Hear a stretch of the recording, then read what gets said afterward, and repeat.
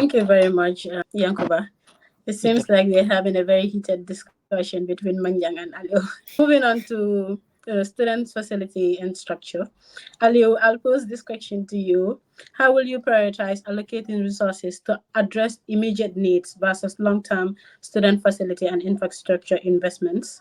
Thank you very much for that question, Kaddy. But before I get into that, I would like to say that the tenure at UTGDA that he brags about lasted for less than 2 weeks. And I served in a tenure for 12 months. And he never asked a single question whilst in that commission, to me personally, that I cannot remember. Most of the questions came from Omar Fadera, Fabo, and Abdul. He just sat there and did not ask a question. Now to move on to just address this, as far as we are concerned, there is no Senate resolution, but the university program in the University of the Gambia is 4 years, and people should not delay their programs as if being president of the University of the Gambia is a do or die for them. That should just not be it. And also, I think it has to deal with his ignorance of the law or lack of regard for the laws we have in the University of the Gambia.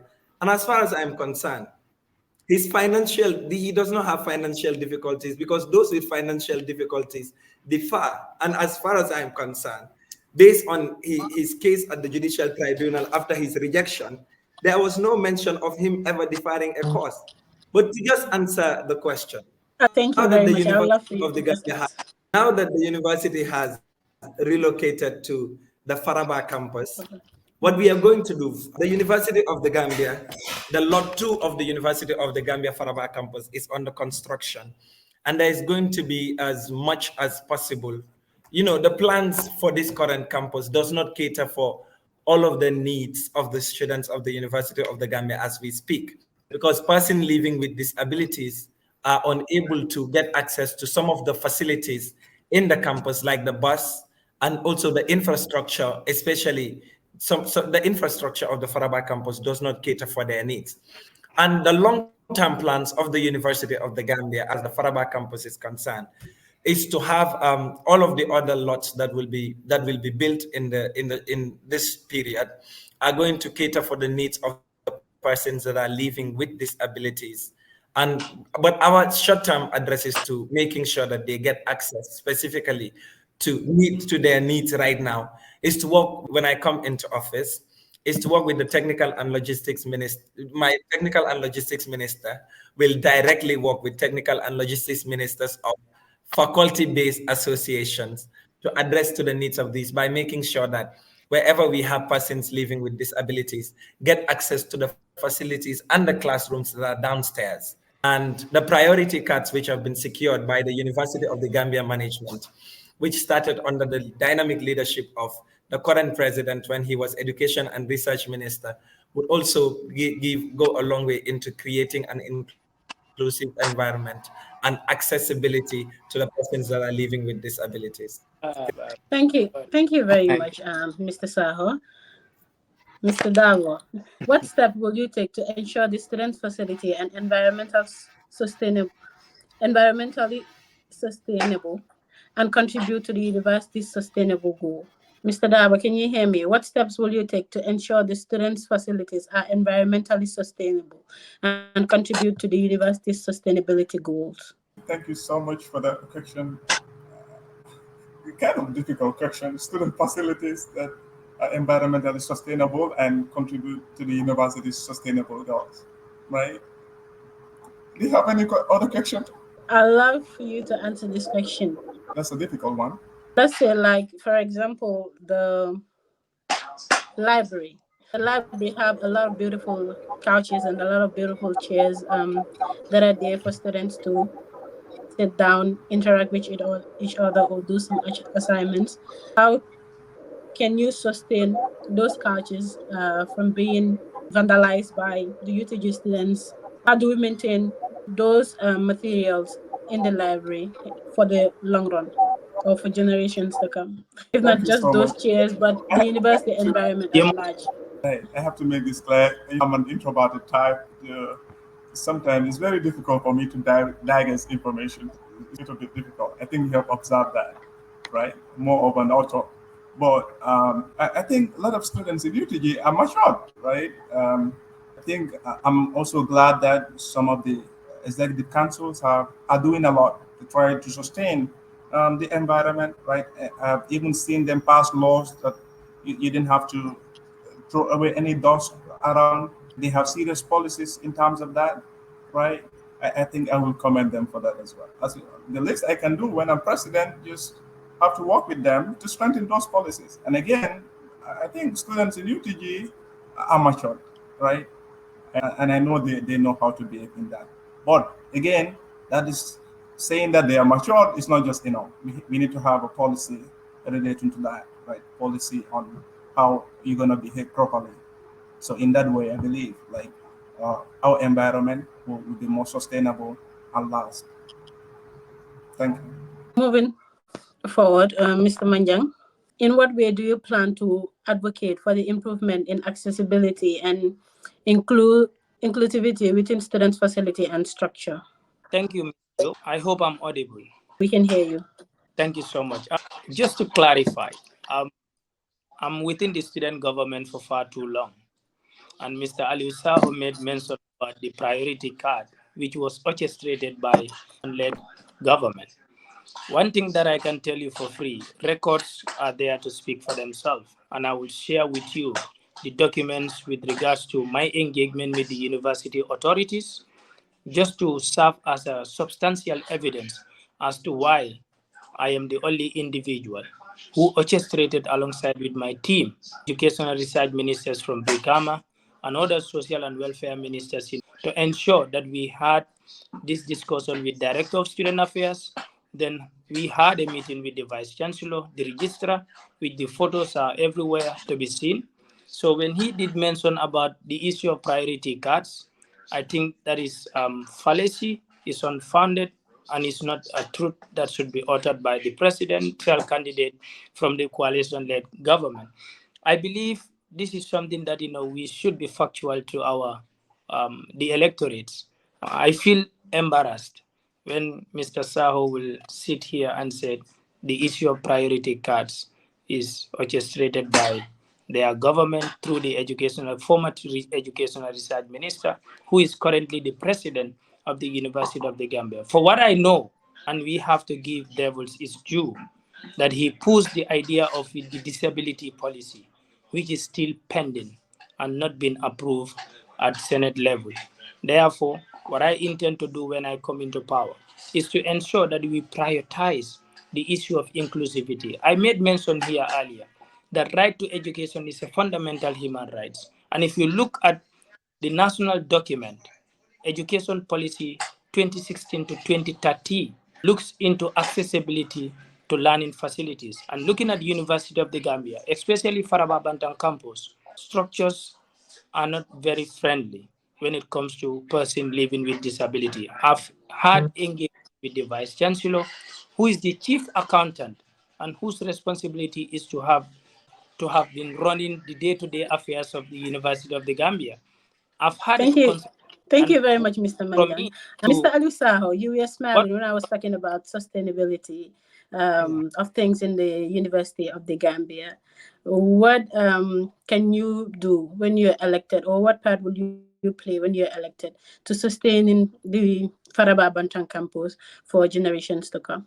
Thank you very, very much, Kaddy. I am equally embarrassed. And, as much as we want students to vote for us in the University of the Gambia, we should not make things up or take the credit of other people to make it look like we are serious enough to serve their interest. And as far as this election is concerned, there are three candidates that are vying for the position of president. And one goes to the vice chancellor's office to take pictures for cheap popularity and to make it look like let me not get into that. And the other one has no leadership experience at all. But what sustainability plans do we have? Under our leadership, when it comes to the sustenance of the campuses, and this happened way before we came to Faraba, it was under our leadership in the 20th Executive Council that we introduced the first ever waste segregation in the University of the Gambia, where we introduced, where we did not just intend to control littering around the campus, but coming up with initiatives to segregate waste, where we had dustbins that would control where you can throw metal, where you can throw plastic and other organic materials, were all segregated. And under my agriculture and environment minister, we do not just intend to carry on by promoting a clean environment in the University of the Gambia, but the facilities, most especially, is important. And under my technical and logistics minister, Mr. Modou Jallow, he has this as a policy to conduct a facility assessment. And this facility assessment is going to cover going through the campus of the University of the Gambia, frequent and the occurring facility assessment, to make sure we go through the campus of the University of the Gambia and assess some of the facilities of the University of the Gambia. What are some of the things to add and what are some of the changes to make? And I believe that these are very, very important as far as we are concerned, because we need to vote into office a team of serious and determined individuals that know what they are doing as far as leadership in the University of the Gambia is concerned. Thank you very much. Mr. Darboe, I would love for you to step in. Mr. Saho mentioned that Mr. Jallow will be going around to check facilities in the facility assessment program. Do you think that will be feasible, or is he just talking for them to have more votes? Mr. Darboe. Mind him, he's just a debater, and a great one for that matter. But you know, people who knows me knows that I didn't love power, right? I didn't love power. So for me, and he also claimed that Darboe have no experience. I didn't want to argue. I didn't want to argue in time with him on that. But no students will ever doubt that I'm just a more visionary guy, because we have problems in UTG. In fact, that's why I'm running, right? That's why our policy is to eradicate those problems we have, right? This is why I choose to run. The problems of partisan divide is still a crisis. Last year, we have seen Amadou Jabate run, and students mock him, they laugh at him. But partisan problem is a crisis. If we have seen our former presidents taking each other to police, we have seen evidence of fight between members of the coalition camp and alliance camp. Even yesterday at our caucus debate, we have witnessed that. We have seen a fight between them. They can argue that. This is what I want to solve, and that's why I'm choosing to run, right? So I think experience in matter, what matters is vision. And the question you asked, Modou Jallow going around, right, or having a strong policy in order to eradicate or to control the West, or I think that is his role as a technical and logistics minister. So even if Modou Jallow is from a coalition camp, I didn't deny that, right? Thank you very much, Mr. Darboe. Mr. Manjang, I've seen you throwing shots at only Mr. Alieu Saho and not Lamin Darboe. In his speech, when I was asking him about sustainability of the Faraba campus, he did mention that he's an introvert.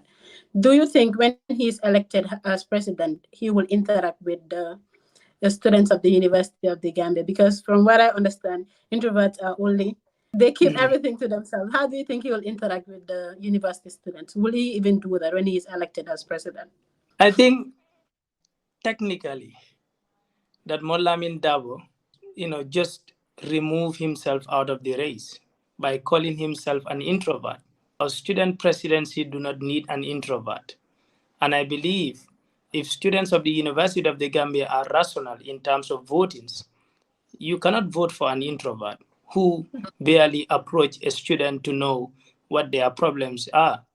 So I believe technically he just need to do us a favor and professionally withdraw from this race, because we do not need an introvert to be in the race. And for your information, this is a guy with no leadership experience, and the vision that he is talking about, and I believe his vision is opaque and is full of shadow. Therefore, I believe we need to be serious, because our presidents will be sitting at the governing council, where you get to interact with permanent secretaries, ministers, and in fact, even the chancellor, the president of the Republic of the Gambia. Therefore, we do not need an introvert who will face the president of the Republic of the Gambia and shy away from telling him what our problems are and how we can solve them. So, Mr. Darboe, can you do us a favor and withdraw professionally? Thank you. I would have to agree. Yeah. I would have to agree. Mr. Darboe, I think you got me wrong. When you look at the definition of an introvert, it doesn't necessarily mean you are shy or you are lonely. It means you require some time to introspect on ideas, because you pose me a question and I have to introspect and think, how am I going to respond to you? So introversion doesn't That's so necessarily mean how unprepared you are. introversion doesn't Mr. necessarily mean, Saho, or you love to be alone most of the time, right? And again, what you said, that Thank you you should, very much, Kaddy. but for God's sake, your experience is now making you a dictator. It's now making you becoming a politician. Mr. Because the Mr. Darboe, Constitution thank you said, very much. This is what we love to see. now, A hidden I agenda. believe introversion doesn't have to do with leadership. Different personalities can be leaders. If you look at the likes of Gandhi and Obama, they are all introverts, right? No. Thank you very much, Mr. Darboe. Mr. Saho, you have 1 minute and we move to the next topic. Thank you. Thank you very much. I would have to agree with Mr. Manjang. As far as presidency of the University of the Gambia is concerned, we don't need an individual who cannot even approach students to talk to them about their problems. And also his definition of an introvert is also wrong. That's not what an introvert is. And anyone who reads history and read Mahatma Gandhi and Barack Obama, you know that they have a history of not being introverts. Mahatma Gandhi stood for a cause of fighting for independence in India, and an introvert cannot do that. Barack Obama became president because of his critical thinking. An introvert, and him saying that you need time to process information, that's not what an introvert is. I think he just does not have the critical thinking skills, and that is very, very important as far as presidency of the University of the Gambia is concerned. And I believe that there is no candidate contesting for this position with those qualities more than myself. Thank you very much, Mr. Saho. This is what we love to see. A very interactive session. A very So, interactive session what between the conversation mean? candidates for the SU presidency. We move to the next topic now. I pass the mic to my co-moderator, Mr. Yankuba. All right, Kaddy, I think the debate is now getting more heated up now. Okay, it's like, Darboe, he claims that, okay, these two individuals, Saho and Manjang, have misunderstood him. Like, maybe he has a different version, a different definition. Anyway, he can defend, his definition. So move on to the next section, which is about student scholarships and welfare. So I would ask Mr. Manjang, how do you plan to address the challenges faced by international students at the UTG regarding scholarships, residential permits, and cultural adaptations? Thank you so much, Mr. Yankuba Jarjusey. With regards to international students, first of all, I just wanted to focus on our national level, especially our students at national level who find it difficult to pay their tuition fees due to their financial backgrounds and other lack of opportunities as well. Looking at our settings as university, we all understand that our tuition fee is exorbitant, and therefore people from underprivileged backgrounds find it difficult to pay. Not just long ago, I've seen a particular student struggling to pay her tuition fee. She's in the verge of, in fact, withdrawing from University of the Gambia, which I took it upon myself as a selfless leader to write on behalf to MOHAS, which is Ministry of Higher Education, Research, Science and Technology, to ensure that scholarship opportunity is given to her, which Alhamdulillah, she just texted me yesterday telling me that she got the scholarship. I believe this is something that I shouldn't be bragging about, because that is the leadership that we want. I do not need thank you, but instead to solve the problems of University of the Gambia in a way that I can within my capacity as a student leader. Now, on to international students. For as far as I can remember, I've realized that we have Guinea-Bissau students in the Gambia. We have Nigerian students, international students in the Gambia, Sierra Leone, and other international students. In adapting, our culture, I believe when it comes to Guinea-Bissau students, I've interacted with quite a number of students, and in fact, their current president, who happens to be a friend of mine, David, I believe I've interacted a lot with him to understand what their problems are. First on their problems is residential permit, which I believe currently university management is working tirelessly to ensure that they are not being disturbed by the immigration department in this country. Before it happens to be a challenge, residential permit it happens to be a challenge for them. Even medical students that are from Ghana, Nigeria, and other countries before they have been faced with those difficulties when it comes to residential permit. But the University of the Gambia has taken this opportunity to ensure because they are paying tuition fee and part of their availability or contract is to provide them in the social services and to promote quality education and academic excellence as well. So the issue of residential permit is something that I would say has been ameliorated, not eradicated fully, but at least it has been relaxed compared to before. So with regards to adaptation, I believe as students from Guinea-Bissau, international students, they have their yearly activities within the University of the Gambia to promote their culture and also integrate with other students from all walks of life outside the University of the Gambia. So I've interacted with them and I understand their problems, which mostly part of it is residential permit. But aside of that, I believe the environment is conducive for learning, and I believe we can able to All right. proceed with other. Thank you. All right. All right. Thank you. So now I'll move on to Mr. Darboe, Lamin Darboe. Yes.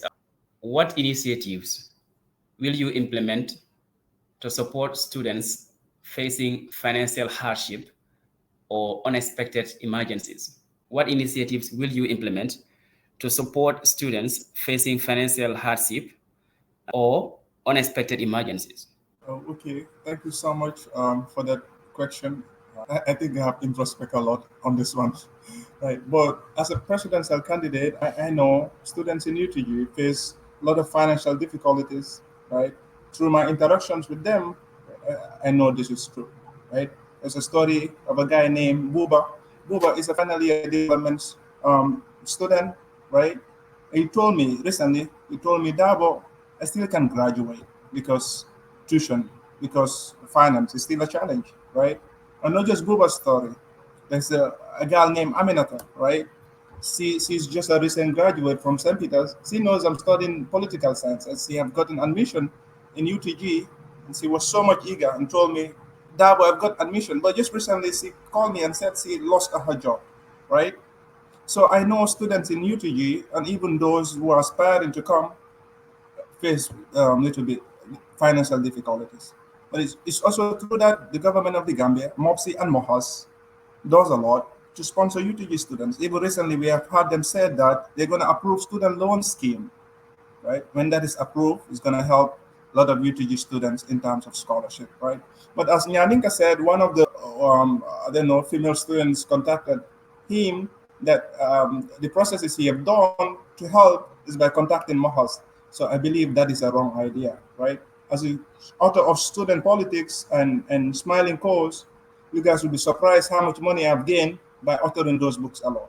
So I believe the right thing to do when I'm president is to make sure to invest on the talent the students have, right? In that way, they're gonna get clean money based on the talents they have.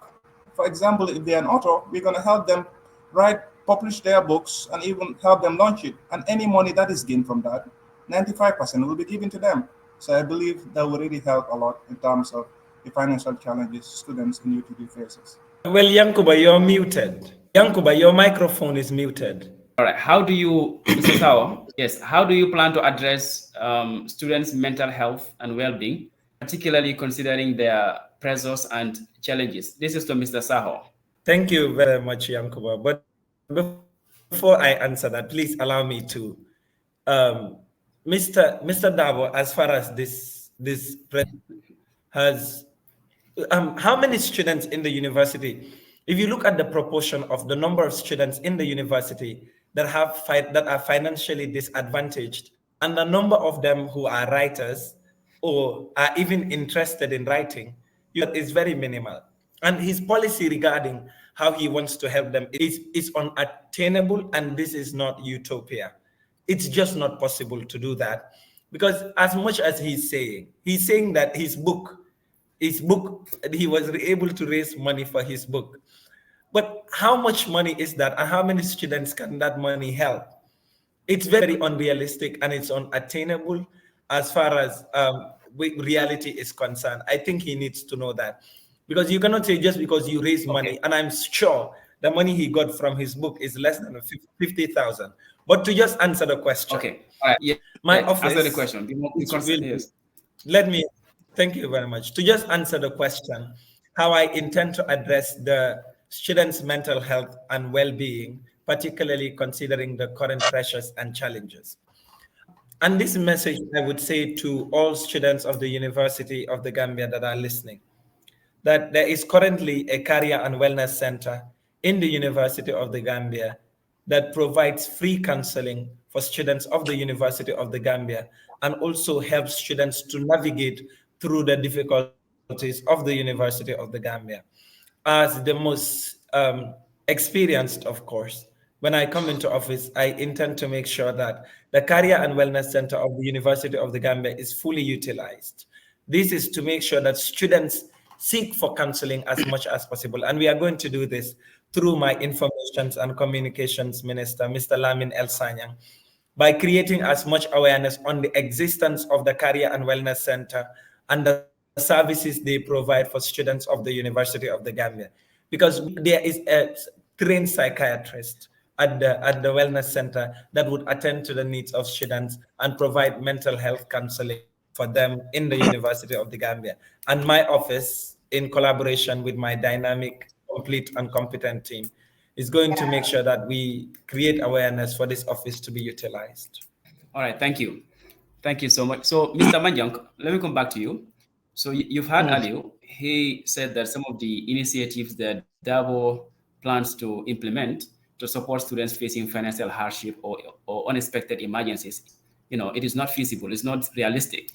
Do you agree with Alieu regarding some of the initiatives that Darboe intends to implement to tackle that issue? Thank you so much, Mr. Yankuba. First of all, I think we need to factor out certain variables as far as providing scholarship opportunities to students is concerned. One, you look at the sustainability plan of the scholarship that you wish to provide for university students. Second, you look at the capacity in which you wanted to provide scholarships to university students as well. And knowing Darboe within the university space, I don't think that is realistic. Let us be honest to ourselves. I was part of people alongside with Honorable Alieu Saho, who helped Mr. Darboe, in selling of his book that he bragged about, that, I'm an author. I think being an author is a side hustle in this country right now.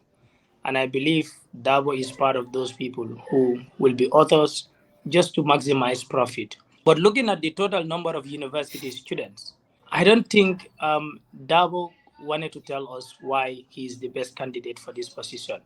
Because knowing fully well that you are an entrepreneur currently running a business, that if you are to gauge the quantity of your business is not up to 2 million. We are talking about 7,000 university students.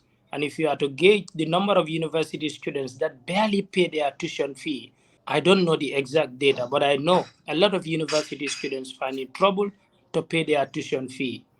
I don't think that is feasible. All right. Thank you. I don't think so. So your answer is no. It is not feasible. Fine. So yeah. I will give a chance. I will give a chance to respond to that. But we are running out of time. That's the problem.